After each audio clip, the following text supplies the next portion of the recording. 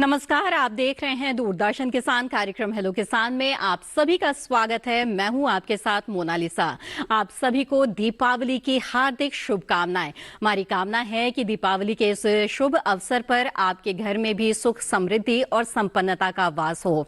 इस कार्यक्रम में हम आपके लिए खास तौर पर ऐसे विषय लेकर आते हैं जिन पर हम विशेषज्ञ मेहमानों से विस्तार से चर्चा करते हैं ताकि उन जानकारियों का लाभ आप उठा सके और आपको भी अच्छा उत्पादन, अच्छी उत्पादकता मिले और आपकी भी जो आय है उसमें वृद्धि हो। आज भी कुछ ऐसे ही खास विषय हम आपके लिए लेकर आए हैं। तो आइए सबसे पहले आपको बता दें आज के विषय के बारे में। हेलो किसान कार्यक्रम में आज हम जिन विषयों पर चर्चा करेंगे वो है सेब के बागों का रख रखाव और कृषि यंत्रों का रख रखाव कैसे करें। तो इन विषयों पर विस्तार से आज हम चर्चा करेंगे और आप भी इस कार्यक्रम में हमारे साथ जुड़कर इस सवाल पूछ सकते हैं इन विषयों से जुड़े हुए और हमारे विशेषज्ञ मेहमानों से राय ले सकते हैं। हमारा टोल फ्री नंबर आपको बता दें जिन पर कॉल कर सकते हैं आप। हमारा टोल फ्री नंबर है 1800-113060 और 1800-113061। ये टोल फ्री नंबर है, यानी कि इसमें कोई पैसा नहीं लगना है। बस आपको इस बात का ध्यान रखना है कि बातचीत के दौरान टीवी की आवाज बंद रखनी है ताकि बातचीत में रुकावट ना आए। बहरहाल आगे बढ़ते हैं और हमारे विशेषज्ञ मेहमानों से आपका परिचय करा देते हैं।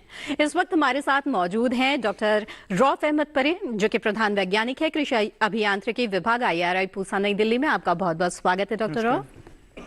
इसके साथ ही हमारे साथ इस कार्यक्रम में जुड़े हुए हैं डॉक्टर मंसूर अहमद गने, जो कि अध्यक्ष एवं वरिष्ठ वैज्ञानिक है कृषि विज्ञान केंद्र अनंतनाग जम्मू कश्मीर से। डॉक्टर मंसूर, आपका भी बहुत बहुत स्वागत है हेलो किसान कार्यक्रम में।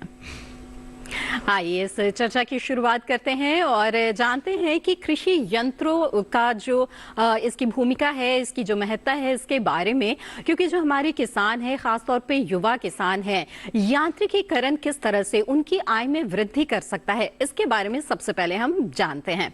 तो डॉक्टर रौफ बताएं हमें कि किस तरह से जो हमारे युवा किसान हैं उनकी आय में वृद्धि हो सकती है यांत्रिकीकरण के जरिए। पहले ये बहुत ही महत्वपूर्ण बात जो आपने पूछी कि पहले हमको समझना पड़ेगा कि कृषि में जो यंत्र हैं उनका क्या रोल है। उसके बाद हम बात करेंगे कि जो हमारे युवा है कैसे उनको रोजगार मिल सकता है। तो पहले हम जानते हैं कि जहाँ पे आप देखेंगे खेती में आजकल हमको मजदूर नहीं मिल रहा है, लेबर नहीं मिल रहा है। तो जो भी आगे की खेती होनी है वो मशीनीकरण से ही होनी है। पहले हमें इस बात को समझना पड़ेगा। चाहे हम खेत जोतने की बात करें, बुआई की बात करें या उसके बाद कटाई की बात करें, हर ऑपरेशन में हमको मशीन का ही इस्तेमाल करना पड़ेगा। उसके बाद जब हम देखते हैं कि मशीनीकरण से क्या लाभ मिलता है हमारे किसानों को, तो हम देखते हैं कि चाहे वो बुआई कर रहे हो या उसके बाद हार्वेस्टर यूज कर रहे हो, हर जगह उनको कम से कम 20 से 30% सीड की सेविंग होती है। उससे जो किसान की आमदनी है वो बढ़ जाती है, क्योंकि जब लागत कम हो जाती है तो आमदनी बढ़ी जाएगी। उसके बाद जब हम बात करते हैं कि जो हमारे युवा है उनको हम कैसे खेती की ओर ले सकते हैं, तो उसमें जो रोजगार के उपाय है उसमें अगर हम खेती में देखेंगे कि हमारे जो युवा है वो कहीं क्षेत्र में 5-10 मशीन लेके, जो भी उस क्षेत्र में सबसे ज़्यादा मशीन इस्तेमाल हो रही होंगी उनको एक कस्टम हायरिंग सेंटर की तरह ले लें। उसके बाद जब किसान को ज़रूरत पड़े वो वहाँ से ले सकता है और हमारे युवा उनको सर्विस दे सकते हैं और उससे अपना जो रोजगार है वो कमा सकते हैं। बिल्कुल। तो उत्पादन, उत्पादकता बढ़ाना हो या फिर अपनी लागत कम करनी हो, मुनाफा बढ़ाना हो, तो यांत्रिकीकरण को अपनाना बेहद ज़रूरी है और इन यंत्रों का रख रखाव भी बेहद ज़रूरी है, जिनके बारे में आज हम विस्तार से चर्चा करेंगे। आइए उससे पहले नजर डाल लेते हैं इस रिपोर्ट पर।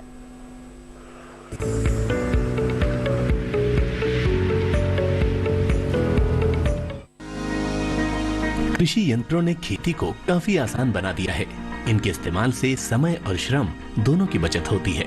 मशीनों ने खेती को न सिर्फ आसान बनाया है बल्कि पैदावार और गुणवत्ता बढ़ाने में भी अहम भूमिका निभाई है। लेकिन जितना जरूरी खेती में इन कृषि यंत्रों का इस्तेमाल है, उतनी ही जरूरी है इनकी देखरेख।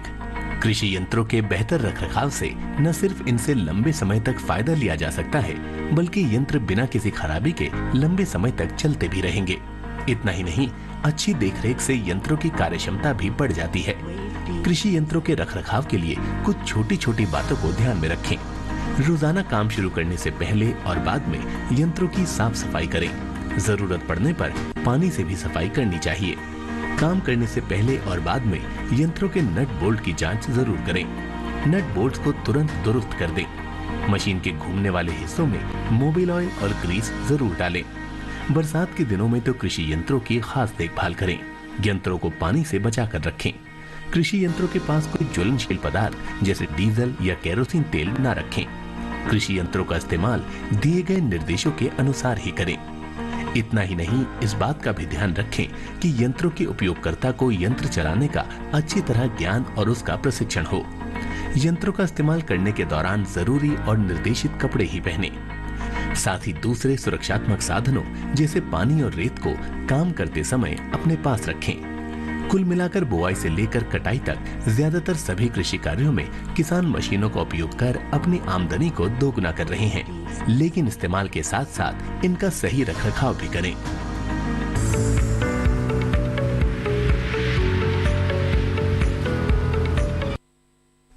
जी हाँ, तो ये रिपोर्ट आपने देखी। आइए अब चर्चा को आगे बढ़ाते हैं और हमारे दूसरे मेहमान का भी रुख करते हैं।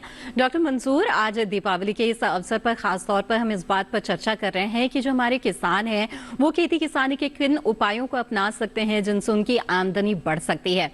ऐसे में खास तौर पर बागवानी की बात करें तो काफी मुनाफा जो बागवानी है उसके क्षेत्र से किसानों को जुड़ने से होता है। ऐसे में सेब की अगर खास तौर पर आज हम बात करें तो किस तरह से किसानों के लिए फायदेमंद है सेब की खेती? हाँ, पहले मैं सब किसान भाई को अपनी तरफ से दिवाली की शुभकामनाएं पेश करता हूँ। मैं आपको जो हमें प्रॉफिटेबल, जो हमें अभी होने वाला इस साल तो हम सब किसानों के अपना तकरीबन 90% उतारा है अपने दरख्तों से, 5-10% रह गया है। अब उनको क्या करना है जिससे वो खर्चा पेस्टिसाइड ताकि पेस्टिसाइड इतना कि हमें क्या आता है तो हम कम कर सकेंगे। इसके लिए या जी डॉक्टर मंसूर, हम दोबारा आपका रुख करेंगे और इस विषय पर विस्तार से आपसे हम चर्चा करेंगे। आइए इस कार्यक्रम में आगे बढ़ते हैं। हम नजर डाल लेते हैं एक रिपोर्ट पर और देखते हैं कि सेब के बाग जिन किसानों ने लगाए हैं उन्हें किस तरह से बागों की देखभाल करनी चाहिए।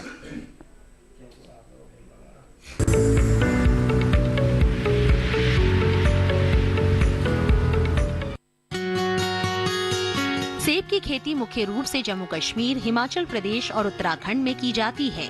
इसके अलावा अरुणाचल प्रदेश, नागालैंड, पंजाब और सिक्किम में भी सेब की खेती होती है। लेकिन अच्छी पैदावार के लिए सेब में समसामयिक काम करने जरूरी है।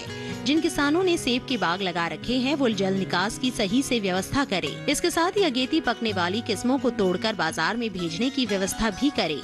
सेब में कई तरह के रोग और कीट लगने की आशंका भी रहती है। कटजल्दी धब्बा का प्रकोप होने पर डाइथेन Z78 दवा के घोल का छिड़काव करना फायदेमंद रहता है। वहीं पत्तों के धब्बे की बात करें तो गर्मी और बरसात के मौसम में पत्तियों पर अलग अलग आकार, रंग और रूप के दाग धब्बे बन जाते हैं। जिन पत्तियों पर ये दाग धब्बे ज्यादा मात्रा में होते हैं वे पीली पड़कर समय से पहले ही गिर जाती हैं। इस पर नियंत्रण के लिए बरसात के मौसम में मैंकोजेब की 0.25% मात्रा का छिड़काव 15 दिनों के अंतराल पर कर सकते हैं। रुइया और सेंजोस्केल कीटों की रोकथाम के लिए मेटासिस्टॉक्स दवा की 0.5% का छिड़काव कर सकते हैं। फलों को तुड़ाई से पहले गिरने से रोकने के लिए 20 ppm नेफ्रेथेलिन एसिटिक अम्ल की 2 ग्राम मात्रा को प्रति 100 लीटर पानी में मिलाकर छिड़काव करें। लेकिन किसान इस बात का ध्यान रखें कि फसल में किसी भी तरह का छिड़काव करने से पहले कृषि विशेषज्ञों की सलाह जरूर लें। साथ ही इस महीने नए पौधे तैयार करने के लिए कलम चढ़ाएं।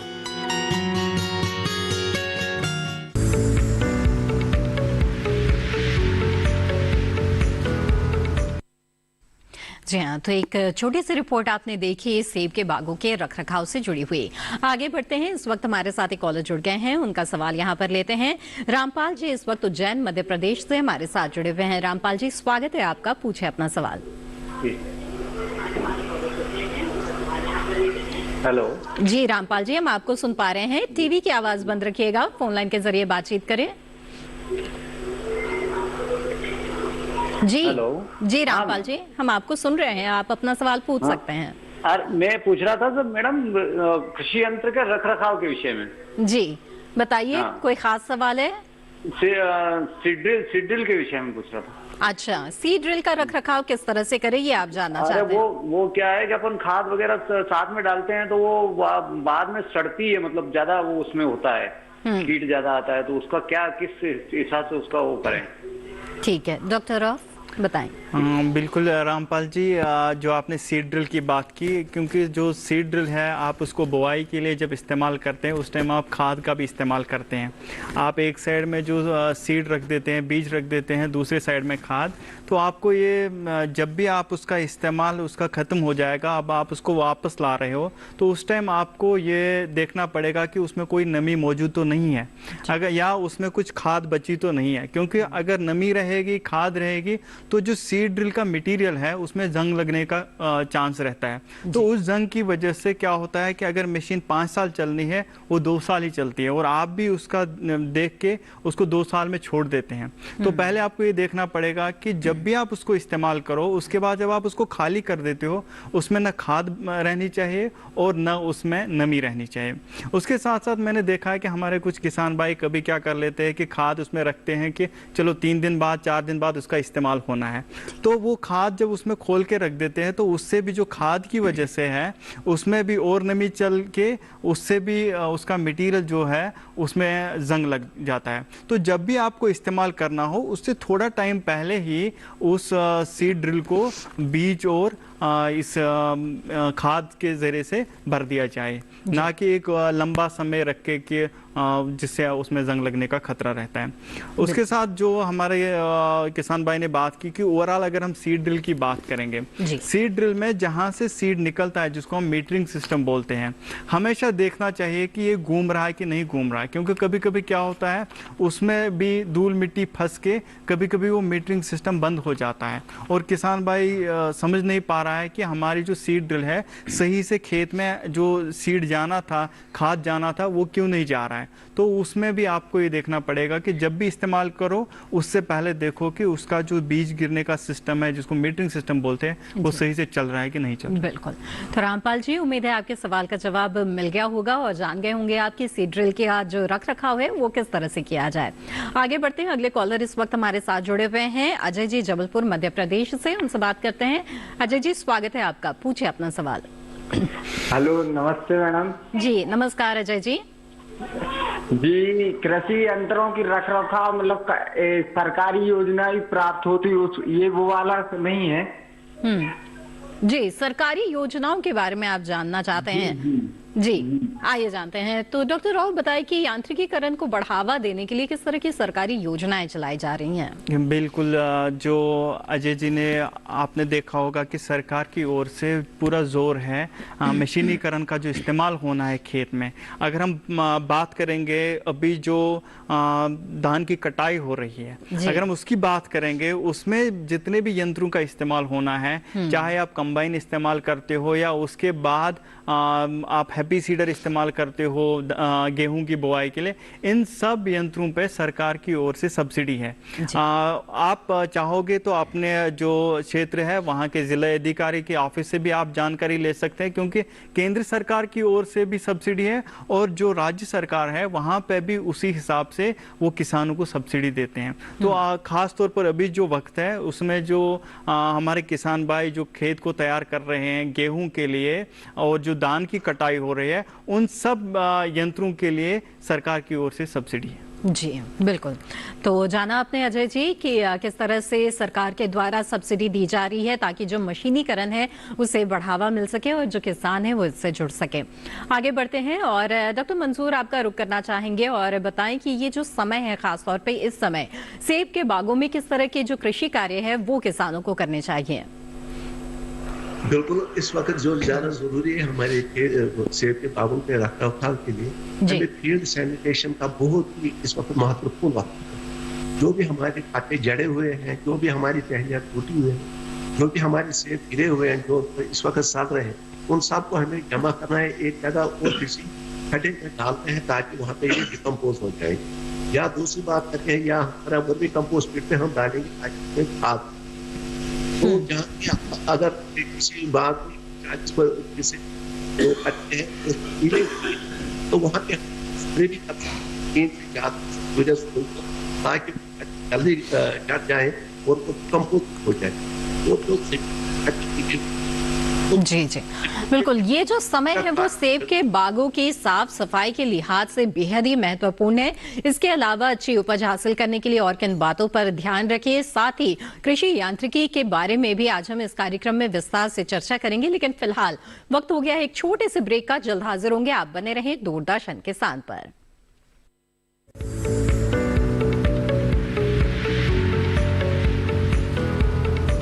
अरे भाई सुना नहीं क्या, केसीसी ने किसानों का जिंदगी बदल दिया है। देश के छोटे किसान 1,60,000 रुपए तक का कर्ज बिना किसी गारंटी को ले पाएंगे। ब्याज खोरों से भी पीछा छुटा। मैं तो जैविक खेती का पूरा सामान मंगा लिया, केसीसी का भी कोई दबाव नहीं है। ब्याज चुकाने के लिए पूरा 1 साल मिलता है। समय पर भुगतान करने पर केवल 4% के सालाना ब्याज पे लोन मिल गया मुझे।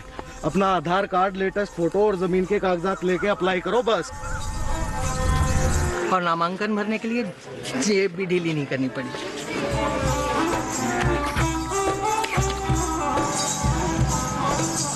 चाचा, उधार चुकाने के 24 घंटे के बाद उतने ही पैसे वापस निकाल सकते हैं। केसीसी ने किसानों की जिंदगी वाकई बदल दी है। तो आप भी किसान क्रेडिट कार्ड अपनाएं और सहजता से ऋण पाएं।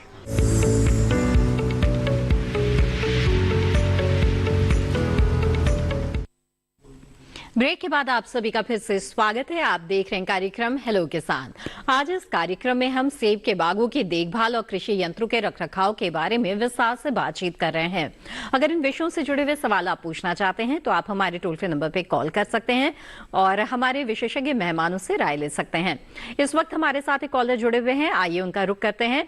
विपिन जी इस वक्त सागर मध्य प्रदेश से हमारे साथ जुड़े हुए हैं। विपिन जी स्वागत है आपका, पूछिए अपना सवाल। जी नमस्ते, और आप सभी को दिवाली की बहुत बहुत शुभकामनाएं। जी आपको भी ढेर सारी शुभकामनाएं विपिन जी, बताइए। शुक्रिया। मैम मेरा सवाल ये था कि जैसे कोई भी कृषि के जो यंत्र है, जैसे सीडड्रिल है या थ्रेसर है, तो इनमें जब जंग लग जाती है तो विशेषज्ञ लोग बताते हैं कि मैं पॉलिश कर देना चाहिए, पॉलिश कर देना चाहिए। तो क्या ये पॉलिश दुकान पे ही कराना आवश्यक है या फिर हम लोग घर पे लाके भी इसमें पॉलिश कर सकते हैं? जी आइए जानते हैं। जी डॉक्टर रॉफ बताएं। जी विपिन जी, जो एक्चुअली यंत्रों में जो जंग का जो समस्या है, अगर हम देखेंगे जो भी हमारे किसान भाई यंत्र ले रहे हैं, पहले तो मैं आपको ये बताना चाहूँगा कि जंग लगने से कैसे बचाया जाए। उसके बाद हम बात करेंगे कि अगर अब जंग लग गया तो उसमें हम कैसे उसको पेंट कर सकते हैं।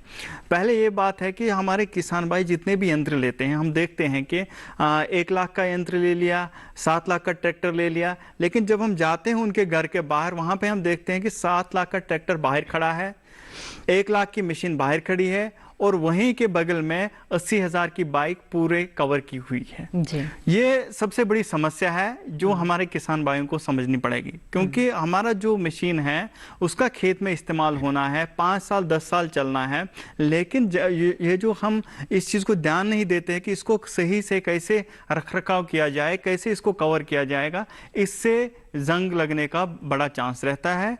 तो अब अगर जंग लग गया, मैं ये समझ सकता हूं कि पहले किसान भाई आज के बाद जब भी वो कोई यंत्र घर में रखेंगे तो उसको सही ढंग से रखेंगे, कवर करेंगे, ताकि उसमें बारिश या पानी जाने का कोई खतरा ना हो। अब अगर जंग लग गया है आज तक आपके यंत्र में, उसको आप जैसे हम जंग के लिए पेंट करते हैं घर में, जो भी लोहे के दरवाजे होते हैं हम उनके लिए भी पेंट लाते हैं, ऐसे जो आपकी यंत्र है उसमें भी आप पेंट कर सकते हो। लेकिन क्या होता है, जो यंत्र है उसका इस्तेमाल तो खेत में होना है, कहीं पे पत्थर होते हैं, मिट्टी होती है, खुरदुरी होती है, तो उसके लिए जो पेंट होना है वो ऐसा होना चाहिए कि ताकि जो उसकी लाइफ है वो ज़्यादा हो। तो अगर आप दुकान से पेंट खरीदते भी हो, खुद करते हो, तो जो पेंट की क्वालिटी होनी चाहिए वो बढ़िया होनी चाहिए कि एक मामूली चीज़ के उससे घिसने से वो पेंट उठ ना जाए। तो इसलिए आप खुद भी कर सकते हो या अगर कोई प्रोफेशनल है जो पेंट कर सकता है, लेकिन मेरे किसान भाई इतने जागरूक है, इतना समझते हैं कि वो अपनी मशीन का अगर पेंट करना चाहेंगे वो अच्छे से कर भी सकते हैं। जी डॉक्टर रॉफ, यहाँ पे ये जानना चाहेंगे कि ये तो जंग लगने की बात हुई, इसके अलावा भी कृषि यंत्रों में और किस तरह की समस्याएं आ सकती है, इसके बारे में आपसे जानेंगे आगे। लेकिन इस बीच हमारे साथ एक और कॉलर जुड़ गए हैं, उनका पहले रुख कर लेते हैं। जी नमस्कार, स्वागत है आपका नवादा बिहार से इस वक्त। नमस्कार सर। जी अभिमन्यु जी, सबसे पहले आप अपना सवाल पूछ सकते हैं। जी बताएं। जी ये भी जानकारी लेना चाहते हैं, यहाँ पर सब कमीशन खोलना चाहिए। अभिमन्यु जी, आपका सवाल हम साफ साफ नहीं समझ पाए हैं, कृपया एक बार फिर से दोहरा दीजिए। आप बोल रहे हैं सर, कोई यंत्र लेना चाहते हैं तो यहाँ कमीशन खोलता है भी। आप कृषि यंत्र लेना चाहते हैं? जी ठीक है, आइए जानते हैं, अगर कृषि यंत्र लेना हो तो क्या कुछ उपाय है किसानों के पास, डॉक्टर रऊफ बताएं। पहले तो अभिमन्यु जी का तो सवाल जो है सही से हम समझ नहीं पाए, लेकिन जितनी हमारी समझ के हिसाब से है कि शायद हमारे अभिमन्यु जी यंत्रों के जो लेने की बात कर रहे हैं कि कहाँ से लिया जाए या कैसे लिया जाए। पहले अभिमन्यु जी को समझना पड़ेगा कि अगर कोई यंत्र है जिस पे सब्सिडी है तो मैं उस पर सलाह दूंगा कि आप जरूर जिला अधिकारी से, जो डिस्ट्रिक्ट एग्रीकल्चर ऑफिसर है, उनसे मिलके ही ले लेना, क्योंकि सही सलाह की इस इम्प्लीमेंट पे सब्सिडी है और आप प्रॉपर चैनल से सही तरीके से जा रहे कि नहीं जा रहे, वही आपको उस में गाइड कर सकते हैं। रही बात आम बात कि हमको यंत्र लेना हो, हमारे जो किसान भाई इनको समझना चाहिए कि यंत्र ऐसे लेना चाहिए कि जो क्वालिटी हम देखना चाहते हैं हम उस क्वालिटी को चेक करें। तो उसके लिए सरकार ने रखा है कि हर एक मशीन का एक टेस्ट रिपोर्ट जनरेट होता है। जितने भी यंत्र आते हैं इनका नज़दीकी टेस्ट सेंटर से टेस्टिंग होता है, ताकि हमारे किसान भाइयों को जो भी यंत्र मिले उसकी पहले चेकिंग हुई है, उसका पहले टेस्ट हुआ है, वो उतने घंटे में सही से चल पा रहा है, उसमें कोई खामी तो नहीं है, तो वो आप टेस्ट रिपोर्ट से जानते हैं। तो इसलिए मैं किसान भाइयों को बोलना चाहूंगा, यहाँ पे सलाह देना चाहूंगा कि जब भी आप कोई यंत्र खरीदना चाहेंगे, जिस भी मैन्युफैक्चरर से खरीदें, उससे एक बार पूछ लीजिए कि हम इसका टेस्ट रिपोर्ट देखना चाहते हैं। हर कोई टेस्ट रिपोर्ट मंत्रालय में जमा होता है और हर राज्य में टेस्ट सेंटर है। आप नजदीकी टेस्ट सेंटर पे भी जा सकते हैं या जिससे खरीद रहे हो उनसे पूछ सकते हैं कि किस टेस्ट सेंटर पे इस मशीन का टेस्टिंग हुआ है। जी तो इसका ध्यान रखें कि इसका टेस्ट हुआ कि नहीं हुआ। ठीक है अभिमन्यु जी, उम्मीद है आपके सवाल का जवाब मिल गया होगा। यहाँ पर आगे बढ़ते हैं। डॉक्टर मंजूर, आपसे जानना चाहेंगे कि सेब के बाग जिन किसानों के हैं उन्हें किस तरह की सावधानियां बरतनी चाहिए, किस तरह के रोग जो हैं वो बागों को प्रभावित कर सकते हैं। पहले बता रहा था कि आपका सैनिटेशन अगर आप इस वक्त हमारे किसान भाई आप जो बाग की मतलब जो सैनिटेशन जो साफ सफाई करेंगे तो अगले साल 50% तक अपना जो पेस्टिसाइड या जो है वो कम हो जाएगा। इसका मतलब है कि पेस्टिसाइड खरीदने जितना भी हमारा पैसा जाता है वो 50% तक हम कम कर सकते हैं। जी दूसरी बात जो है हमें अगले महीने से करनी है कैनापी मैनेजमेंट। कैनापी मैनेजमेंट का मतलब क्या है, जो हमारा दरख्त है वो किस तरह फैलाव देना है, किस तरह हम उसको ट्रेनिंग करते हैं। मानो हमें 1 ही साल का है, उसमें कितने लिम्ब रखते हैं ताकि वो आगे जाके बर्फ का भार संभाल सकेंगे। उसके लिए आजकल हम क्या कहते हैं, जितने भी जिम्मेदार भाई किसान भाई इसके साथ हैं वो खुद ही कंची उठा के वो खुद ही करते हैं, किसी एक्सपर्ट के साथ बात नहीं करते हैं, ना किसी खुद ही आते हैं, जो टहनी उनको रखनी होती है वो काट देते हैं, जो काटनी होती है वो उधर ही रखते हैं। इससे उनको बहुत ही नुकसान हो जाता है। इसलिए हमारी गुजारिश है अपने किसान भाइयों से, जब भी आप कभी भी कैनापी मैनेजमेंट के लिए कंची चलानी हो आपके बागों में, तो उस वक्त किसी भी एक्सपर्ट है, चाहे हमारे केवी के साथ रायता करें, चाहे डिपार्टमेंट ऑफ हॉर्टिकल्चर किसी माहिर के साथ रायता करें, ताकि वो किस दिखाएं कब काट करना है, किस तरह काटना है, कौन सी टहनी काटनी है, कौन सी टहनी रखनी है, कौन सी नहीं काटनी है, ये भी साथ साथ देखते हैं। अगर कोई पे केकर हो, कोई बीमारी वाली टहनी हो, उसको किस तरह काटना है, अगर केकर है तो उसको किस तरह छीलना है, फिर क्या दवाई लागती है, ये हमें जरूर इस वक्त रखना है अपने जहन में, ताकि हम, क्योंकि बर्फ का सीजन आगे आने वाला है, क्योंकि हमारे फिर दरख्त की टहनियाँ टूट जाती हैं। अगर हमने अच्छी तरह से माहिरों की मदद ना लेते हुए खुद ही कैंची करते हैं तो उससे क्या होता है कि हमारा दरख्त बाहर नहीं संभाल सकता है, तो बर्फ का बाहर नहीं संभाल सकता है। इस वजह से हमारा काफी नुकसान हो जाता है। इस वक्त आपने पिछले 2-3 साल में 3 साल पहले देखा कि हमारे बाग में बहुत नुकसान हुआ। वजह यही है कि हमने अच्छी तरह से वहाँ पे कैंची जो बागों में कंट्रोल उनको ट्रेनिंग देनी, अपनी टेक्निक किस तरह रखते हैं, ऊपर वाला जो मेन सिस्टम है वो किस तरह रखते हैं, टहनियाँ कितनी रखते हैं, वो नहीं बताया। बिल्कुल, तो कैनोपी मैनेजमेंट जो है वो बहुत ही महत्वपूर्ण हो जाता है सेब के बागों के लिए। डॉक्टर मंजूर आपका रुख करेंगे, लेकिन इस वक्त हमारे साथ एक कॉलर जुड़ गए हैं, उनका सवाल यहाँ ले लेते हैं। प्रवीण जी इस वक्त गुजरात से हमारे साथ जुड़े हुए हैं। प्रवीण जी स्वागत है आपका, पूछिए अपना सवाल। जी प्रवीण जी, हम आपको सुन पा रहे हैं, आप अपना सवाल पूछ सकते हैं। हेलो, नमस्कार मैडम। जी नमस्कार, बताएं। हाँ, हम गुजरात से बोल रहे हैं जी। हाँ, तो सेब की खेती कर सकते हैं हम? जी आइए जानते हैं। डॉक्टर मंजूर बताएं, क्या गुजरात में सेब की खेती की जा सकती है?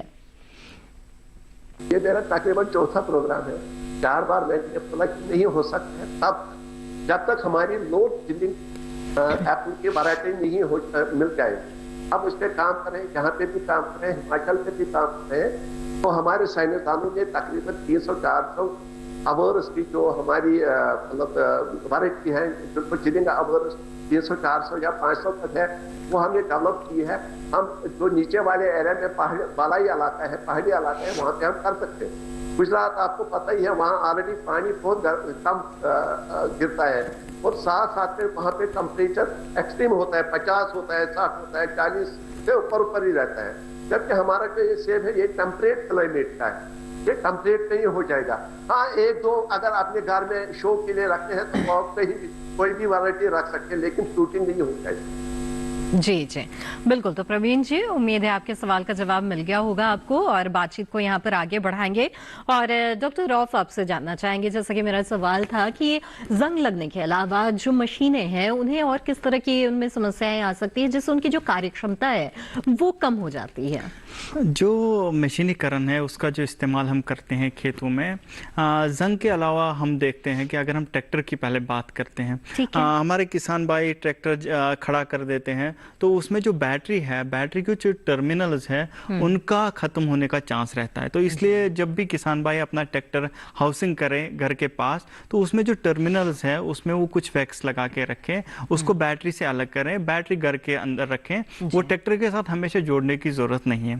ये भी उसके साथ साथ जो हम देखते हैं कि जहाँ जहाँ ग्रीजिंग पॉइंट्स रहता है मशीनों का, जहाँ पे भी उसको ग्रीज लगानी है, तो उसमें कम से कम आपको देखना है कि जो भी आपको मशीन है कहाँ कहाँ उसको ग्रीस लगानी है, उसमें ग्रीस लगा के रखना पड़ेगा। नहीं तो कुछ टाइम बाद क्या होता है, वो जम जाता है, फिर उस यंत्र का सही से इस्तेमाल नहीं हो पाता है। उसके साथ साथ जो हमारे किसान भाई कुछ यंत्र इस्तेमाल करते हैं जिनमें शाफ्ट्स होते हैं, जैसे घूमने वाले सिस्टम होता है, तो उसमें जो किसान भाई जब भी उसका इस्तेमाल करेंगे उस टाइम भी उसको कवर करके रखें ताकि उससे किसी आदमी का नुकसान ना हो, किसी जोखिम ना हो, कपड़ों को उसमें लपेटा ना जाए। तो उसके साथ साथ जब आप घर के अंदर उसको रख देते हैं तो वहां पर भी किसी जाली से, आम जाली से उसको कवर कर सकते हैं। तो इन चीज़ों का हमारे किसान भाइयों को ध्यान रखना पड़ेगा। और उसके साथ साथ कुछ यंत्र होते हैं जिसमें बहुत तेज ब्लेड का इस्तेमाल होता है, तो उन तेज ब्लेड को भी जब भी इस्तेमाल करना हो उससे पहले हमको उनको शार्प करना पड़ेगा। जैसे कटर रहता है या चाप कटर रहता है, और जब उसको घर के अंदर खड़ा कर दें तो उनको ऊपर से गार्ड रखना पड़ेगा, उनको ऊपर से कवर रखना पड़ेगा ताकि कोई भी उसके साथ छेड़खानी करे तो कोई नुकसान ना उठाना पड़े। जी बिल्कुल। आइए अब आगे बढ़ते हैं और इसके साथ ही अगला सवाल लेते हैं जो कि हमारे एक कॉलर से हम लेंगे सवाल जो हमारे साथ जुड़े हुए हैं। जी नमस्कार, स्वागत है आपका। अफसर अली जी इस वक्त हमारे साथ कानपुर उत्तर प्रदेश से जुड़े हुए हैं। अफसर अली जी स्वागत है आपका। आपसे गुजारिश होगी कि पहले आप टीवी की आवाज कृपया बंद कर दीजिए, इससे बातचीत में रुकावट आएगी। जी हम जिसे ये पूछ रहे थे कि कानपुर जिले में सेब लग सकता है? एक बार फिर से अपना सवाल दोहरा दें। अरे मैं पूछ रहा हूँ कि जैसे कानपुर जिले में सेब के पेड़ लग सकते हैं? जी आइए जानते हैं। जी डॉक्टर मंसूर बताएं, क्या कानपुर में सेब के बाग लगाए जा सकते हैं? पहले जो हमारा मसला है कि अगर हम कहीं पे नीचे सेब के बाग लगाए तो हमारा जो उसमें इकोनॉमिक्स जाएगा, हमारा जो अपने जेब से पैसा जाएगा वो सेट करने में, फिर वहाँ उसका रिटर्न हमें आएगा, ये हमें देखना पड़ता है। ये हमें किसान को हम कहेंगे ये सेब की खेती आप कानपुर ऊपर वाले इलाके में करो, लेकिन अगर हम वो अपने खेत में 1 लाख रुपए खर्चा करेगा, फिर वो वहां से कम 2 लाख 2.5 लाख 3 लाख कमाना चाहेगा, लेकिन वहां पे क्या होता है, वहां पे प्रोटीन जो होगी वो बहुत ही मुश्किल होगी। बहुत जो सेब का साइज है वो तकरीबन 70 से 80% कम होगा और उसमें खर्चा भी ज्यादा है, और ये भी हो सकता है कि वहाँ पूरी सेट ना हो। इसलिए भी हम जब तक कि हम 2 चिलिंग वैरायटी नहीं मार्केट में आएंगे तब तक आप चीज ना करें नीचे वाले इलाके। जी जी डॉक्टर मंसूर बताएं ऐसे में कि सेब के बागों के लिए जो उचित तापमान है और मिट्टी है वो किस तरह की होनी चाहिए, किन क्षेत्रों में सफलतापूर्वक सेब की खेती की जा सकती है? जहाँ भी हमारा टेम्परेट एरिया है, टेम्परेट एरिया मतलब ये हमारा कश्मीर सारा, हमारा पहाड़ी वर्ग जो है उत्तराखंड साइड का, वहाँ पे सारा, अभी पंजाब में नहीं हम कर सकते, जो पंजाब हमारे स्टेट हिमाचल के नीचे है, थोड़ा हिमाचल में हो रहा है, हिमाचल के थोड़ा नीचे नहीं हो रहा है। वजह क्या है, क्योंकि वहाँ पे तापमान एक्सट्रीमली, जब हमें फ्लावरिंग हो जाती है उस टाइम हमारे टेम्परेचर 18 से 20-22 तक होना चाहिए या 25 तक, लेकिन वहाँ पे जब फ्लावरिंग हो जाएगी वहाँ पे 25 से 30 तक टेम्परेचर हो जाता है, जिसमें हमारा फ्रूट सेटिंग में प्रॉब्लम आ जाएगी। इस वक्त इसलिए वहाँ पे नहीं कर सकते हैं। इसके लिए हमारे जो मखसूस टेम्परेचर है और डिफरेंट फेजेस पे, फ्लावरिंग पे कितना होना चाहिए, फ्रूट सेट के लिए कितना होना चाहिए, फ्रूट डेवलपमेंट के लिए कितना चाहिए, फिर राइपनिंग में कितना कम होना चाहिए, तो ये सब मद्देनजर रख के हम अभी प्लेन्स के लिए हम देख रहे हैं। हालांकि पंजाब में मैंने देखा कि 1-2 जगह मेरे एक दोस्त ने लगाए हैं, 1-2 एप्पल के अपने घर के सामने जी है वहाँ पे सेब, मगर वहाँ पे फ्रूटिंग नहीं हो जाती है। इस वजह से हम नहीं चाहते हैं कि वहाँ कहीं पे आप अभी मशवरा देंगे हम कि वहाँ पे अभी नीचे कर, जब तक कि हम लो टिलिंग वैरायटी ना डेवलप कर पाए। बिल्कुल बिल्कुल जी डॉक्टर मंसूर दोबारा आपका रुख करेंगे, लेकिन इस बीच हमारे साथ एक कॉलर जुड़ गए, उनका सवाल लेते हैं। नईमुद्दीन जी झांसी उत्तर प्रदेश से इस वक्त हमारे साथ जुड़े हुए हैं। नईमुद्दीन जी स्वागत है आपका, बताइए। नमस्कार मैम, हैप्पी दीपावली। जी happy Deepawali. Thank you ma'am. ये मैं निवेदन ये था मैम कि अरहर की फसल कटने के बाद इसके डंठल निकालना और खेत तैयार करना एक बड़ी भारी समस्या होती है, तो कोई यंत्र ऐसा है क्या? क्योंकि ये डंठल अरहर की फसल के डंठल टायर जो है ट्रैक्टर की जुताई करने के बाद वो सब क्षतिग्रस्त कर देता है, बहुत मजबूत होता है, वो पेनिट्रेट कर जाता है टायरों में। तो इसका कोई यंत्र है क्या कि खेत तैयार करने का, कि अरहर के बाद यदि हम इसके जुताई करके इसके डंठल निकालें, क्योंकि टायर तो नुकसान कर देता है ट्रैक्टर के। जी जी बिल्कुल, आइए जानते हैं क्या कुछ उपाय है इसका। डॉक्टर रऊफ ऐसे में क्या सुझाव देंगे आप? जहां तक मैं समझ गया कि ये चाहते हैं कि अरहर की जो कटाई के बाद ये खेत को शायद तैयार करना चाहते हैं, तो अगर आप देखते हैं कि जो रिवर्सिबल एमबी पुलो आता है, जो पलटी आता है रिवर्सिबल वाला, उसको आप इस्तेमाल करके देख सकते हैं, क्योंकि रिवर्सिबल एमबी पुलो हम वहीं पे इस्तेमाल करते हैं जहां पर खेत बहुत सालों से पड़ी हो, सख्त हो रही हो। तो चूंकि अरहर की खेत की बात कर रहे हैं कि उसके बाद कटाई के बाद जो जमीन में उसका हिस्सा रहता है वो शायद नुकसान कर देता है कोई भी यंत्र चलाने से, लेकिन आप जो रिवर्सिबल एमबी पुलो है उसको इस्तेमाल करके देख लीजिए, आप का खेत सही हो जाएगा, तैयार हो जाएगा। तो नईमुद्दीन जी, उम्मीद है आपके सवाल का जवाब मिल गया होगा और सुझाव पर आप अमल भी करेंगे। और इसी के साथ हेलो किसान कार्यक्रम में वक्त हो गया एक और छोटे से ब्रेक का, जल्द हाजिर होंगे। आप बने रहें दूरदर्शन किसान पर।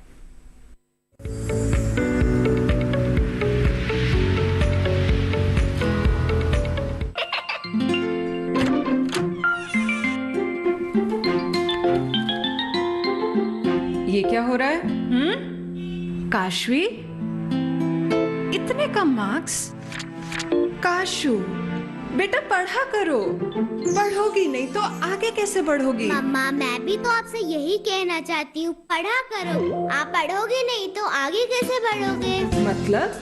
वो देखो, सिर्फ बैक पर छपा ऑर्गेनिक नहीं, ऑर्गेनिक का निशान पहचानिए। पीजीएस ऑर्गेनिक का ये लोगो। उन किसानों की पहचान है जो आज भी परंपरागत विधि से रसायन मुक्त खेती कर आपके लिए शुद्ध फसल उपजा रहे हैं। अब समझे मम्मा, अगर मैं प्योर ऑर्गेनिक फूड नहीं खाऊंगी तो अच्छे मार्क्स कहाँ से लाऊंगी? अच्छा बच्चों, जैविक खेती की इस मुहिम को आगे बढ़ाइए, शुद्ध ऑर्गेनिक अपनाइए।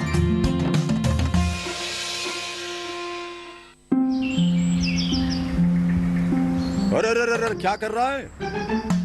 इधर इधर इधर, हम बोल रहे हैं तेरे बीजू का। पुतला बोल रहा है? हाँ, पक्षियों से तो हम खेत को बचा लेते हैं, पर इन घातक रसायनों से कैसे बचाएं? मतलब? देख बेटा, तू जो ये अंधाधुंध रसायन मिलाता है ना, मिट्टी की सेहत बिगड़ने लगी है। और जब माटी ही कमजोर पड़ जाएगी तो उपज कैसे सेहतमंद होगी? हाँ? अरे पहले ऐसा नहीं था। पूछना अपने बड़े बुजुर्गों से, कैसे फसल लहलहाती थी, शुद्धता झलकती थी। हाँ, माटी भी तंदुरुस्त और लोग भी। अरे पहली वाली बात कहाँ? पर अब तो सभी डाले हैं। सब नहीं, आज भी लाखों जागरूक किसान परंपरागत विधि से फसल उगा रहे हैं। खर्चा कम और उपज की कीमत भी बेहतर पा रहे हैं। ठीक है भाई, मैं भी आज से जैविक खेती शुरू करूंगा। माटी से प्रेम की परंपरा है परंपरागत खेती।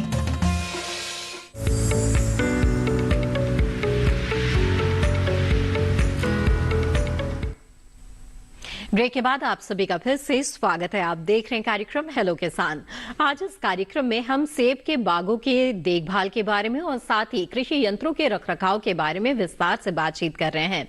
इन विषयों से जुड़े हुए सवाल अगर आप पूछना चाहते हैं तो आप हमारे टोल फ्री नंबर पर कॉल कर सकते हैं और सवाल पूछ सकते हैं।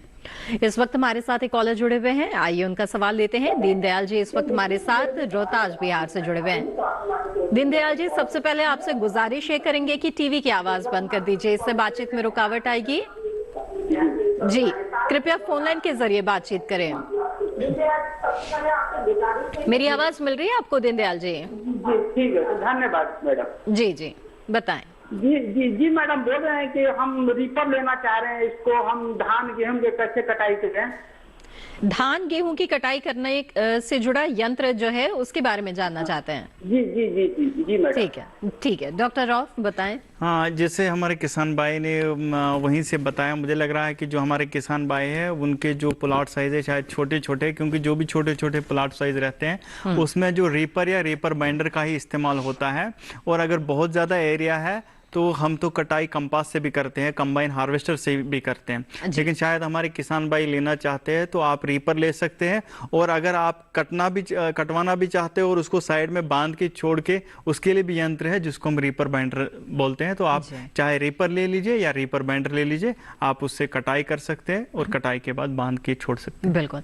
और धान की कटाई के बाद डॉक्टर रौफ एक बड़ी समस्या पराली को लेकर होती है और इस बात पर भी जोर दिया जा रहा है कि जो पराली है उससे छुटकारा पाने के लिए किसान जो अक्सर जला दिया करते थे वो न करें। इसके लिए कुछ जगहों पर जुर्माने की भी व्यवस्था करती गई है। तो ऐसे में किसानों के पास समस्या ये होती है कि वो क्या करें। ऐसे में क्या कृषि यंत्रीकरण के जरिए इसका कुछ उपाय निकल सकता है?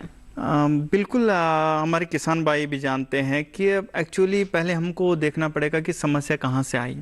हमारे जो किसान भाई जो धान लगाते हैं उसके बाद जब गेहूं लगाना चाहते हैं तो उनके पास जो वक्त होता है वो 15 से 20 दिन का होता है। वो उन 15 से 20 दिनों में अपने खेत को खाली करना चाहते हैं। तो उसके लिए हमारे किसान भाइयों को या अगर उनके पास खेत में जो पराली है अगर वो उसके बाद डायरेक्टली बुआई करना चाहते हैं तो उसके लिए वो हैप्पी सीडर इस्तेमाल कर सकते हैं। लेकिन हमारे किसान भाई का अक्सर ये रहा है कि जो खेत में जो धान की कटाई के बाद पराली रह जाता है वो बहुत ज्यादा होता है, उसको जमीन में मिलाना और उसके बाद बुआई करना मुश्किल पड़ जाता है। तो उसके लिए हमारे किसान भाई ये कर सकते हैं कि जो बेलर है, बेलर का इस्तेमाल करके उसके बड़े बड़े बेल बना के वो इंडस्ट्री को भी दे सकते हैं।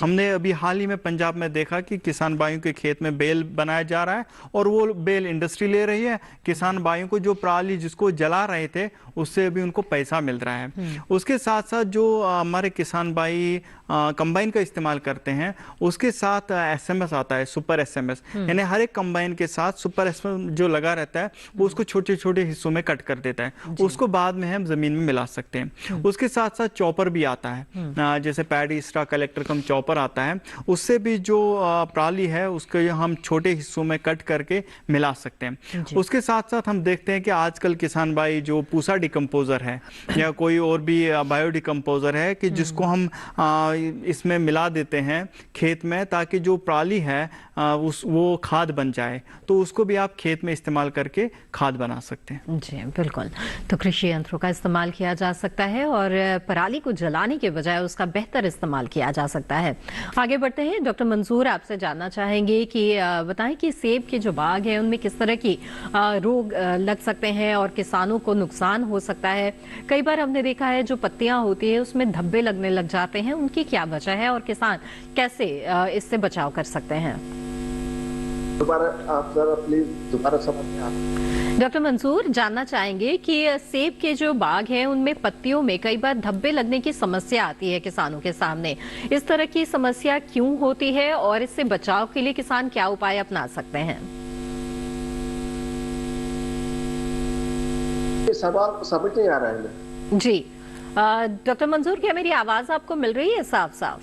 हाँ आ रही है जी जानना चाहेंगे कि सेब के जो बाग है उसमें किस तरह के रोग लग सकते हैं। कई बार पत्ती धब्बा जो रोग है उसकी भी समस्या आती है, इसकी क्या वजह होती है? बीमारी, हाँ रोग आ रहा है। इस वक्त तो हमें नहीं आ रहा है, लेकिन जितने भी हमारे रोग आ जाते हैं, मतलब स्कैब आ रहा है और अगर कीड़े आ रहे हैं तो संटोस्केल आ रहा है, नकराटिक लीफ ब्लाइट आ रहा है, बहुत सारे हमारे इस वक्त बीमारी आ जाती है।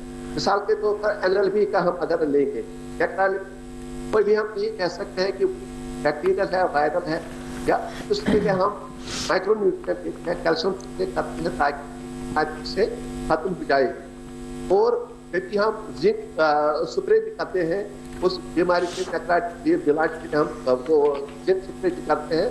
और अभी मतलब तो तकरीबन जमींदारों ने खत्म किया है, तकरीबन अपना सेब सारा खत्म किया हुआ है और निकाला हुआ है, किसी को रह गया, लेकिन इस वक्त तो जरूरत नहीं। लेकिन जिसके पास जहाँ पे माइट की इन्फेस्टेशन हमारी ज्यादा हुई होगी अभी सीजन में, और वो इस वक्त कोई भी माइटसाइड इस्तेमाल कर सकता है, क्योंकि सेब निकल गया है, कोई हेक्साथायोजोल करे, कोई भी इसमें कोई टेंशन नहीं है। या संजो स्केल है, अगर संजो स्केल को तो दूर दिखते हैं कि कार्टून जैसा रहता है उस पे टहनी पे, तो उसके लिए हम कोई भी मतलब डाइमिथोएट कर सकते हैं, रोगर कर सकते हैं साइपर। और इस वक्त इस साल हमें एक लीफ माइनर आया है, एक्सोटिक लीफ माइनर, वो बहुत ही खतरनाक, उसमें हमारे शिकन वाले एरिया में, अनंतनाग वाले एरिया में और कुलगाम वाले एरिया में बहुत ही हैवक किया है। और हमने पिछले महीने में देखा 3 के 3 अडल्ट भी था, कारवा था, टूपा भी था, और तीनों आ रहे थे। तो इस वक्त उस इसकी मैं ज्यादा मैं खुद ही बताना चाह रहा था इस लीफ के लिए, क्योंकि इसने हैवक के अगर ये अब कर पाया तो नेक्स्ट ईयर हमारे जिम्मेदार पार्टी के लिए बहुत नुकसान हो जाए। तो आज मैं इस लीफ के वसात से बोलना चाहूंगा कि जहाँ पे इसकी इन्फेस्टेशन ज्यादा है वहाँ पे जो भी हमारा खेत है वहाँ पे वो टिलेज करे, जोताई करे, ताकि जो है जो जिसमें वो इंटर करेगा, साथ में रहेगा, वो ऊपर आ जाएगा और उसको नेचुरल आदमी खुद ही खाएंगे, चाहे मैना खाएगी चाहे कवा खाएगा, कोई जानवर खा सकते। तो दूसरी बात हम इस वक्त उस पर स्प्रे कर सकते हैं, तो हम नॉर्मली सैनिटेशन के लिए स्प्रे करेंगे वो इसको कवर करेगा, क्योंकि वो जो पत्ते जहाँ पे रहते हैं वो जल जाएंगे, वो सड़ जाएंगे, तो वो ऑलरेडी उसमें स्टार करके मर जाएगा। बिल्कुल डॉक्टर मंसूर, दोबारा आपका रुख करूंगी, इसके बारे में और भी आगे विस्तार से आपसे जानकारी लेंगे। इस वक्त हमारे साथ एक कॉलर जुड़ गए हैं, उनका सवाल लेते हैं। ओडिशा से इस वक्त हमारे साथ एक कॉलर जुड़े हुए हैं, आइए उनका रुख करते हैं। कृपया टीवी की आवाज बंद कर दीजिए। रफुल्ला जी, मेरी आवाज मिल रही है आपको? हाँ। टीवी की आवाज बंद कर दीजिए, अपना सवाल पूछ सकते हैं आप। हाँ जी बताएं। हाँ जी मैडम, सुन रहा हूँ। एक्चुअली मैडम एक्चुअली मैडम मेरे को आपका टीवी स्क्रीन में ये वॉकिंग टाइप का जो रिपर माइंडर दिख रहा है, एक्चुअली छोटा वाला ये मशीन हमको चाहिए, उसका नाम क्या है और कितना कीमत आता है, थोड़ा जानकारी चाहिए मेरे को जी। और ये वॉकिंग टाइप का जो वॉकिंग टाइप का रिपर, हाँ जी, जो टीवी स्क्रीन में आप जो दिखा रहे हैं जी जी जी, वही मशीन का क्या कीमत है और क्या उसका क्या कंपनी का नाम क्या है? जी चलिए, तो कंपनी का नाम बताना तो यहाँ से संभव नहीं होगा, लेकिन इसके बारे में जानते हैं। जी डॉक्टर रऊफ बताएं। हमारे रुफुल्ला जी जो ऐसा पूछ रहे हैं कि उनको शायद कटाई के लिए जो मशीन चाहिए थी, जिसको हम रीपर बाइंडर, और हमारे स्क्रीन पे भी दिख रहा था। जी, जी। हमारे रुफुल्ला जी, आप जो रीपर बाइंडर लेना चाहते हैं, इस मशीन का पहले तो आपको नाम जानना पड़ेगा। इसको रीपर भी बोलते हैं, रीपर बाइंडर भी बोलते हैं। दोनों में ये अंतर है कि जो रीपर है उससे सिर्फ आप कट कर सकते हैं, जो रीपर बाइंडर है उसे कट भी करते हैं और बांध भी लेता है खुद ही और साइड में छोड़ देता है। तो जो रही मशीन की बात, और उसके बाद हम जो आपने बात पूछी लेने की, आपके क्षेत्र में बहुत सारे मैन्युफैक्चरर्स रहे होंगे और बेच रहे होंगे इनको। हमने पहले भी बात की थी कि आप किसी से भी ले सकते हैं। आप देख लीजिए कौन कौन सा मैन्युफैक्चरर आपके एरिया में। बस इस बात का ध्यान रखें कि जिस भी मैन्युफैक्चरर से ले रहे हैं कि इसकी प्रॉपर टेस्टिंग हुई हो। बस ये आप किसी भी मैन्युफैक्चरर से ले लीजिए, लेकिन प्रॉपर टेस्टिंग होना चाहिए। बाकी आप रीपर लेना चाहे या रीपर बाइंडर लेना चाहिए। बिल्कुल रफुल्ला जी, मुझे उम्मीद है आपके सवाल का जवाब आपको मिल गया होगा। इसी के साथ हेलो किसान कार्यक्रम में रुकते हैं एक और छोटे से ब्रेक के लिए। आप बने रहिए दूरदर्शन किसान पर।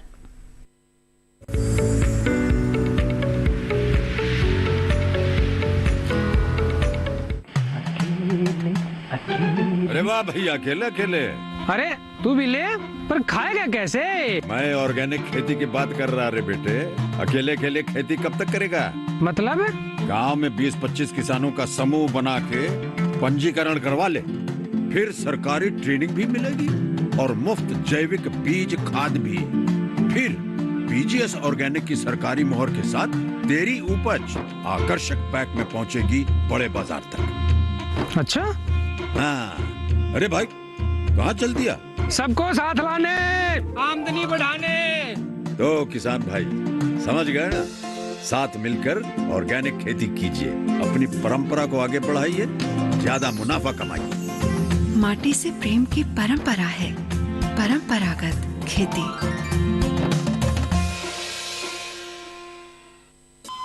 अरे सुन तो। मुझे क्या सुनाना चाहते हो? जो सुनाओ मेरी सौतन को। किसको? अरे वही तुम्हारा मोबाइल फोन जिससे सुबह शाम दिन रात चिपके रहते थे और कहते थे किसान कॉल सेंटर से बातें हो रही हैं। अच्छा ये बात है। हाँ क्यों, क्या हुआ? अब बात नहीं होती क्या? अब तो झट से बात हो जाती है। ऐसा क्या? हाँ, अब तो ज्यादा लाइनें और खास तकनीक के कारण खेती के माहिरों से तुरंत बात हो जाती है। और अगर कभी लाइन व्यस्त हो तो अपनी समस्या फोन पर रिकॉर्ड करा दो, वहाँ से फोन आ जाता है और समस्या की हल का मैसेज भी आ जाता है। ये देखो आ गया। अरे वाह, इसका मतलब इंतजार की घड़ी अब खत्म। हाँ।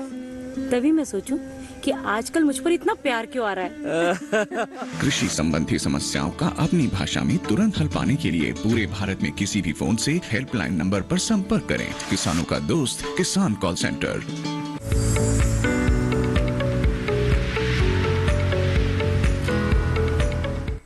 ब्रेक के बाद आप सभी का फिर से स्वागत है। आप देख रहे हैं कार्यक्रम हेलो किसान।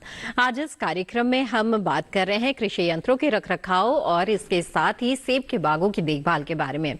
बातचीत को यहाँ पर आगे बढ़ाते हैं और डॉक्टर रऊफ आपसे जानना चाहेंगे कि जैसे कि हम लगातार बात कर रहे हैं कि जो मशीनीकरण है उसे बढ़ावा दिया जा रहा है, कई तरह की नई तकनीकें भी आ रही है। खासतौर पर ड्रोन की बात करें तो अब इसको लेकर भी नई नीति भी बन गई है ताकि किसान इन्हें अपनाए। ऐसे में ड्रोन का अगर इस्तेमाल करते हैं किसान, तो इस दौरान उन्हें किन किन बातों का ध्यान रखना चाहिए?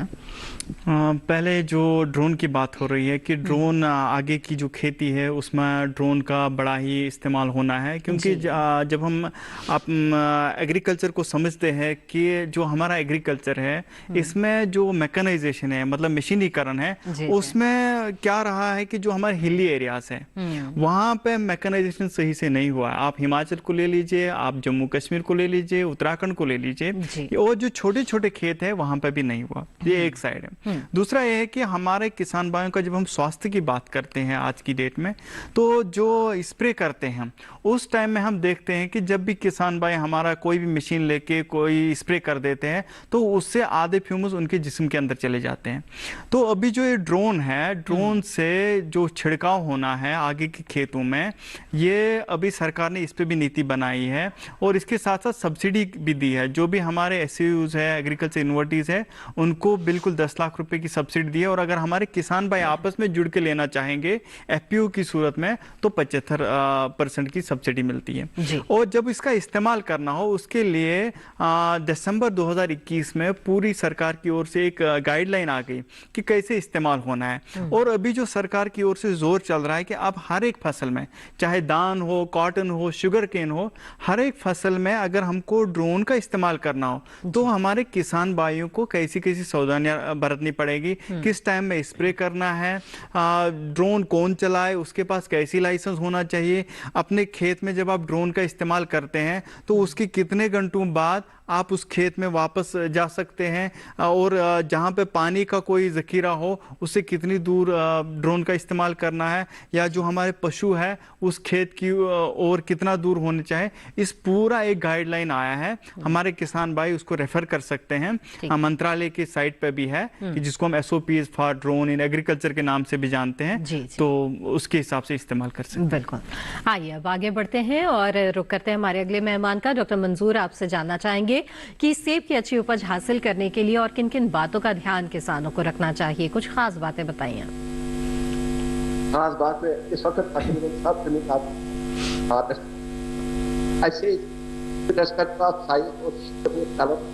करते हैं। मैं कहता हूँ कि हम हमारे आपके मसाल अलग अलग ग्रेडिंग करके आप सेब सिर्फ अलग अलग ग्रेड अलग अलग बक्से पे रखिए ताकि वो अच्छा पैसे इसमें अगर आप ए में डालेंगे 2 ही दाने 4 ही दाने क्या सीख दोबारा सारा प्योर। मेरे आपसे आपके वसत से मैं आपके बताता हूँ कि आप मेहरबानी करके जो सेब है ए ग्रेड को अलग रखे, अच्छे कलर वाले को अलग रखे, B ग्रेड वाले को अलग रखे, C ग्रेड वाले को अलग रखे, ताकि आपको कोई नुकसान मार्केट में ना हो जाए। क्योंकि अगर आप फिक्स करते हैं तो आपको ए वाले को भी जी बिल्कुल। बाजार में अगर अच्छे भाव पाना चाहते हैं तो ग्रेडिंग करना बेहद जरूरी है। आपने बहुत ही अहम जानकारियां दी डॉक्टर मंजूर, लगातार आप हमारे साथ जुड़े रहें, आपका बहुत बहुत धन्यवाद। जी आइए अब आगे बढ़ते हैं और चलते चलते डॉक्टर राव बहुत ही संक्षेप में जानना चाहेंगे यंत्रीकरण के बारे में, कोई जानकारी और भी साझा करना चाहेंगे? यंत्रीकरण के बारे में यहाँ पे जो मैं युवाओं से अपील करना चाहूँगा कि जो यंत्रीकरण है, देखिए आगे की जो भी खेती होनी है वो यंत्रीकरण से ही होनी है, ये हमने समझ लिया है। और यंत्रीकरण से ही जो किसान की जो आमदनी है, जो बचत है वो बढ़ सकती है, आमदनी बढ़ सकती है वो यंत्रीकरण के जरिए, क्योंकि जो हम बीज डालते, खाद डालते, वो उससे बचत हो जाते हैं। अब किसान जो हमारे युवा है, युवाओं के जरिए ये सर्विस हमारे किसानों को मिले, ये मैं चाहता हूं, ताकि जो हमारे युवा है उनको रोजगार मिले, हमारे जो किसान भाई है उनको यंत्रीकरण सही टाइम से मिले और जो उनकी बचत है वो उनको मिल पाए। तो यहाँ पे दोनों मैं युवाओं को और किसानों को जोड़ना चाहता हूँ इस मशीनीकरण के जरिए, ताकि खेती भी आगे बढ़े और जो किसान है उसकी आय भी बिल्कुल। बहुत ही अच्छी बात आपने कही यहाँ पर। आपका भी बहुत बहुत धन्यवाद इस कार्यक्रम में हमारे साथ जुड़े रहने के लिए और इस जानकारी के लिए। तो जाना आपने कि किस तरह से सेब के बागों की देखभाल करनी बेहद जरूरी है। इसके अलावा जो कृषि यंत्रीकरण है वो किस तरह से आपकी आमदनी में इजाफा करने के लिए बेहद जरूरी है। इसी के साथ यहाँ पर आगे बढ़ते हैं और हेलो किसान कार्यक्रम के अगले विषय के बारे में बता दें। कल हेलो किसान में जिन विषयों पर चर्चा होगी वो है रेशम कीट पालन और इसके अलावा स्ट्रॉबेरी की खेती। तो इन 2 महत्वपूर्ण विषयों पर कल हेलो किसान कार्यक्रम के दौरान चर्चा होगी। आप अपने सवाल लाइव कार्यक्रम के दौरान भी पूछ सकते हैं टोल फ्री नंबर के जरिए। इसके अलावा आप ईमेल के माध्यम से भी अपने सवाल भेज सकते हैं। हमारा ईमेल आईडी है hellokisan2015@gmail.com। इसके अलावा आपको बता दें कि सोशल मीडिया के अलग अलग प्लेटफॉर्म से भी आप हमारे साथ जुड़े रह सकते हैं। फेसबुक, इंस्टाग्राम और ट्विटर हैंडल टीवी स्क्रीन पर दिखाए जा रहे हैं। इनसे जुड़ के न सिर्फ आपको कार्यक्रम से जुड़ी जानकारी मिलती रहेगी, बल्कि आप अपने सवाल भी इन प्लेटफॉर्म्स के माध्यम से हम तक पहुंचा सकते हैं। इसके अलावा आपको बता दें कि दूरदर्शन किसान के कॉल सेंटर नंबर पर भी आप कॉल कर सकते हैं।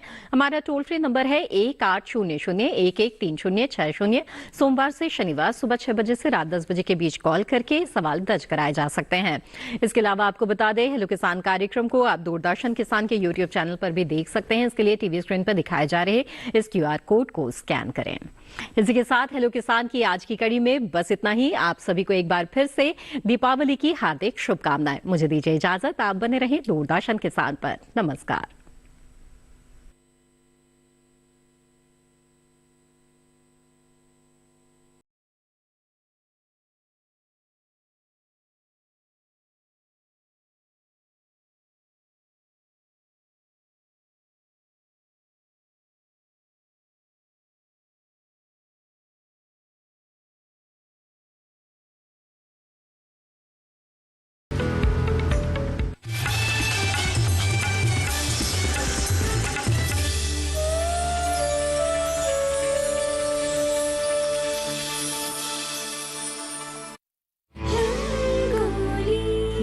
रोशन रहे जगमगाती रात और चमकते चेहरे। आई है दिवाली, सुनो जी घर वाली, तेरे कंगने में दिल धड़काया है।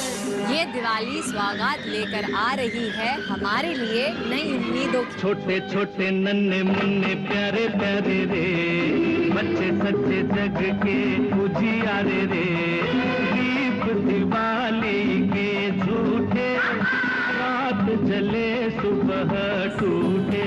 आइए मिलकर स्वागत करते हैं उन संभावनाओं की जो हमें देंगी सेलिब्रेशन की मजा। लटपट लटपट कमर दामिनी, अधर रागिनी, मेरे घर आई कैसी सजी धजी, देखो मेरे पिया की सांवरी, जिया से बावरी, मेरे अंगना में देखो आज खिला है चांद। देखना मत भूलिए रंगोली, हर रविवार सुबह 8 बजे ओनली ऑन DD नेशनल। जी, हम भी इस बात को सोच रहे थे काफी दिनों से कि आपकी भेंट अपनी माताजी से शीघ्र करवा दी जाए। तुम अपना फोन दे दोगे तो कुछ पहाड़ टूट जाएगा क्या? हमको सोशल मीडिया चेक करना है यार। अब नहीं है मेरे पास फोन। देखो ज्यादा ना सटकाओ मत हमारी। तेरा महंगा वाला फोन कहाँ गया जो तूने अंकल से लड़ाई करके उनका जीना हराम करके लिया था? दूर से नमस्ते।